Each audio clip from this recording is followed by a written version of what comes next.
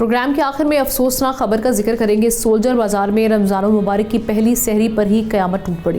Gulrana colony की एक तंग गली में गैस लीकेज के धमाके ने पूरी इमारत ज़मीन बोस कर दी।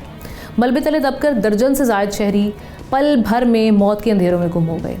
इब्तदाई तहकीकात बताती हैं कि ये सानेहा सिलेंडर नहीं, नाकिस गैस फिटिंग, प्लास्टिक पाइप और अचानक तेज़ सप्लाई का नतीजा था। इमदादी टीमें पहुंची, लाशें अस्पताल मुंतकिल हुई, मगर कई घरों के चूल्हे हमेशा के लिए ठंडे हो गए। ये वही कराची है नाजरीन जो मुल्क को सबसे ज़्यादा रेवेन्यू जनरेट करके देता है, मगर उसके बासी हर लम्हा मौत के रहमो करम पर क्यों है। आज सोल्जर बाज़ार हो रहा है, कल कोई और इलाका नुहा को ना होगा। हमने यही मंजर कुल प्लाजा में भी देखा था, जहाँ 1200 दुकानें राख, और हम देख रहे थे कि जो लोग हैं वो किस तरीके से जल कर भस्म हो गए। कभी आग, कभी इमारतें, कभी सड़कें, कभी डंपर। कराची में जीने का कोई महसा बाकी क्यों नहीं।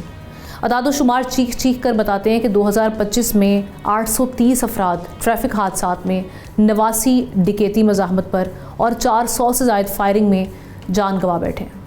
लेकिन कब तक ही मामला चलता रहेगा।